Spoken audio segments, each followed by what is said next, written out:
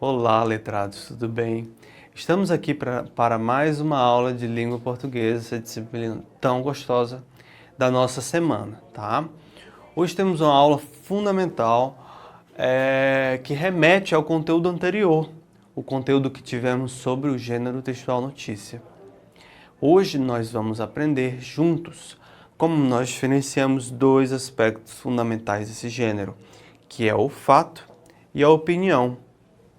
E como a gente pode distinguir quando um jornalista está escrevendo algo sobre o que ele pensa, o que ele acredita, o que ele quer defender, ou quando ele está trazendo a crua realidade das situações que acontecem no dia a dia do mundo, da cidade, enfim, tá bom? Vamos lá para o slide? Na aula passada falamos sobre a estrutura do gênero notícia, sua importância para as nossas atividades de leitores e cidadãos, e como podemos interpretar de forma eficaz as informações do lead. Na aula de hoje, iremos mergulhar ainda mais nesse gênero e entender como podemos interpretar a diferença entre fato e opinião, como eu já falei anteriormente. Para começar, devemos nos perguntar: quem é o jornalista? Observamos esse trecho. O jornalista é o profissional formado em jornalismo. É a pessoa responsável pela apuração, investigação, apresentação de notícias, reportagens, entrevistas ou distribuição de notícias ou outra informação de interesse coletivo. O trabalho do jornalista é chamado jornalismo. Um jornalista pode trabalhar com questões gerais ou especializar-se em determinadas áreas. Assim, podemos compreender que o jornalista é uma pessoa comum, que tem opiniões próprias, crenças e conhecimentos adquiridos em sua vida pessoal, intelectual e profissional. Este entendimento é importante para que saibamos que o jornalista, ou quem escreve notícias, não é uma pessoa necessariamente neutra, imparcial e pode muitas vezes apresentar suas opiniões pessoais como se fossem fatos da realidade. Aqui eu preciso falar uma coisa com vocês.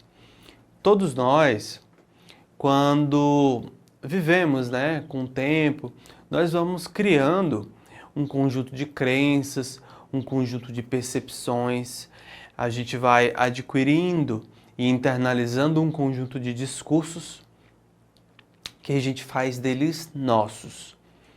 E é impossível que você escreva, que você fale, sem algo que nos estudos da linguagem, no estudo português, a gente chama de intencionalidade, que é a sua intenção. Não existe nada sem intencionalidade, não existe nada sem ideologia. Todas as pessoas, elas têm intencionalidade, elas têm ideologia, e embora a gente tente deixar isso de lado muitas vezes para o nosso exercício profissional, para a nossa ética de profissionais, muitas vezes, não dá certo, não funciona. Então é sempre importante que nós saibamos, como cidadãos, como sujeitos, como pessoas que leem, escrevem, ou pessoas que estão interessadas em saber de alguma informação, que qualquer pessoa que passa uma informação, ela passa uma informação segundo a percepção dela. Não tem aquele ditado, né? Quem conta um conto, aumenta um ponto? Se vocês já brincaram de telefone sem fio, vocês sabem o que isso quer dizer. Quando alguém fala no ouvido de uma pessoa informação, a pessoa interpreta aquela informação de um jeito. E aí vai passando a informação até lá no final chegar a outra coisa. Porque as pessoas são assim e é normal. Não torna ninguém pior do que ninguém, etc. Mas a gente precisa ter pensamento crítico, pensar com nossas cabeças e saber interpretar essas questões, para não ser manipulado, né? Ninguém gosta de ser manipulado, ninguém gosta de ser Maria vai com as outras, né? Então, tenhamos pensamento crítico para saber interpretar a intencionalidade. E na notícia, no gênero notícia, isso é também muito importante, tá bom? É importante que a gente saiba entender o que o jornalista, qual a intenção do jornalista e se há. Muitas vezes eles vão tentar escrever de forma imparcial. E aí fica muito difícil de perceber a intenção dele, ou quase impossível. Mas alguns eles escrevem de maneira parcial, ou seja, eles fazem questão de dar a opinião deles, de mostrar o que eles acreditam, de defender um argumento, como a gente vai ver logo mais, tá bom?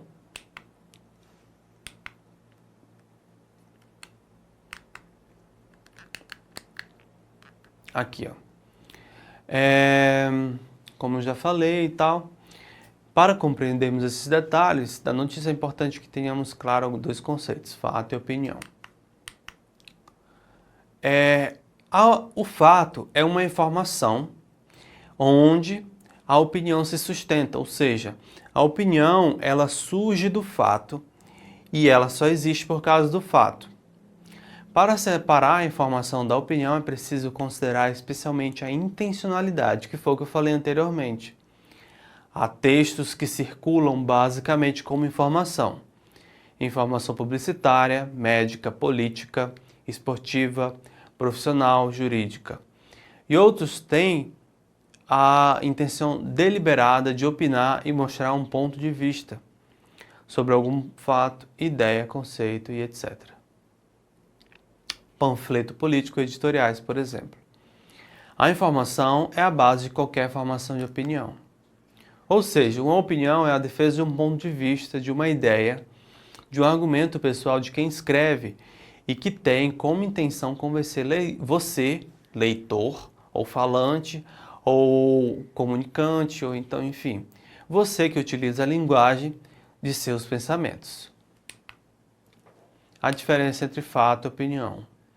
Quando falamos que uma árvore caiu na Avenida Paulista, ou que uma explosão ocorreu na capital do Líbano, estamos falando de fatos.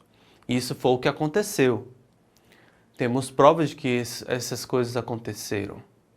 Agora, se dizemos que a árvore era bonita, ou que a explosão foi o incidente mais grave da semana no mundo, não estamos apresentando fatos, estamos emitindo a nossa opinião a respeito de um determinado acontecimento.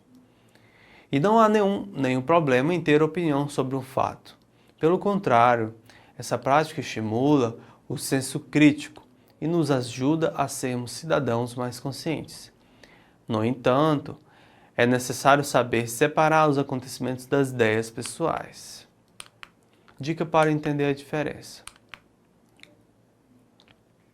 Verifique se há o nome de alguém ligado àquela notícia. Muitas vezes, quando a gente está entrando na notícia e aquela notícia ela tem uma opinião de quem a escreveu, o nome de quem escreveu aparece destacado assim. Fulano de tal, ou então fulana de tal, colunista, tarará, entendeu?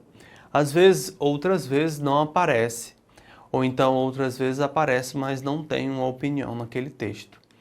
Mas fiquem atentos se o nome do jornalista que escreveu está destacado, tá bom? Cheque, ou seja, verifique se aquele veículo é uma fonte confiável, ou seja, se tem uma equipe profissional de jornalistas por trás dele. Jornais de pouca confiança tendem a misturar com mais frequência fatos com opiniões. Muitas vezes utilizam essa ferramenta, as opiniões, para levar as pessoas a adotar, ou seja, a passar a ter determinada maneira de pensar.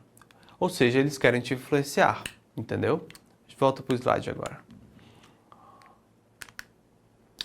Tudo que é baseado em dados matemáticos ou científicos tem credibilidade, pois foi testado e comprovado muitas vezes. Essa questão é muito importante. Algumas notícias ou reportagens jornalísticas, elas trazem fatos científicos, dados estatísticos, matemáticos, de pesquisa, etc. Essas notícias geralmente elas têm um maior nível de confiabilidade, ou seja, você pode confiar nelas, tá bom? Cuidado com teorias conspiratórias, e aqui é muito importante. Muitas vezes elas são apresentadas de forma apaixonada, com a intenção de mexer com as emoções das pessoas. Sempre desconfie quando ler uma notícia que procure mexer com seus sentimentos. Aqui é muito importante que vocês tenham conhecimento sobre o que é uma teoria conspiratória. Geralmente, teorias conspiratórias têm o objetivo de enganar as pessoas para fazer com que elas acreditem em um determinado fato, que geralmente é uma coisa assim absurda, entendeu? Tipo, por exemplo, de que a Terra é plana, de que não existe mudança no clima, de que não existe aquecimento global, essas coisas. São teorias conspiratórias que criam narrativas, que criam uma história, às vezes muito boa, que você realmente acredita naquilo, para poder te convencer de alguma coisa. E esse teu convencimento traz benefícios para quem criou essa teoria, entendeu? Então, digamos assim, digamos que eu crio uma teoria conspiratória, porque eu sou um político e eu quero atacar o meu adversário. Essa teoria ela vai fazer com que os meus eleitores deixem de gostar do meu adversário, entendeu? Então isso traz muitos benefícios. Então, para você fugir das teorias conspiratórias, dessas fake news, é importante que vocês observem se as informações são vagas. Aconteceu na faculdade fulana de tal. Mas quando aconteceu?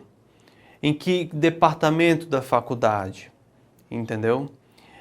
Geralmente, ou então fala assim, a faculdade de tal país. Não fala o nome da faculdade, não fala o departamento da faculdade, por exemplo. Ou então aconteceu numa determinada data, mas não diz o dia. Não, eles falam o ano, mas não dizem o dia. Entendeu?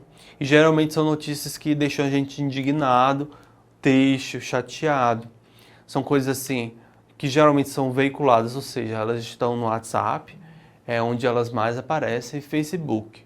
Então fiquem muito atentos, mas não somente, mas WhatsApp e Facebook. Geralmente você vai receber uma imagem e um pequeno texto, vago. Não vai trazer o quem, o como, o onde, o que, entendeu? Então, fiquem muito atentos para vocês não serem enganados, porque fake news é um problema sério da nossa sociedade hoje. Tem gente que morre por causa de fake news, tá? Eu vi um caso recente onde aconteceu um determinado crime num bairro que chocou a comunidade, o que aconteceu com uma criança. E aí soltaram uma fake news de que tinha sido a mãe dessa criança. Mas não foi a mãe dela.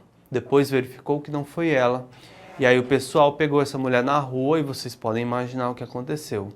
Então é muito importante que vocês estejam atentos a esse tema, tá bom? Agora a gente vai voltar para o slide para terminar a nossa aula. Vamos analisar um exemplo agora de uma notícia. O título é: Eliana impressiona ao mostrar cantinho do jardim de sua mansão. Aqui nesse título a gente vai encontrar tanto a notícia como o fato, aliás, tanto o fato como a opinião. A opinião, ela pode ser vista aí no adjetivo, impressiona, porque é uma opinião de que é bonito por quem escreveu. Se ele tivesse escrito assim, Eliana mostra cantinho de jardim de sua mansão, isso seria o fato, mas ele também está dando a opinião junto.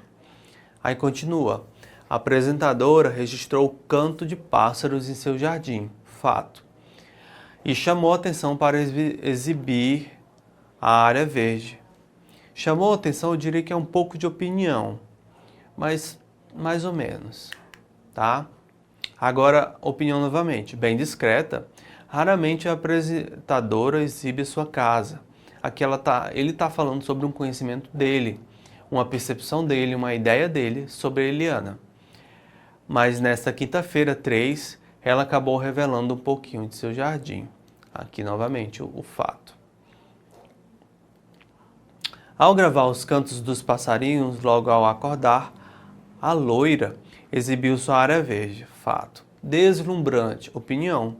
Ele está dizendo que é muito bonito, que é uma coisa assim que deixa a gente deslumbrado, que deixa a gente atordoado com aquela beleza. Abre aspas. Uma linda canção pela manhã. E compartilhou em seus stories. Como vocês podem ver, eu trouxe uma foto do jardim dela.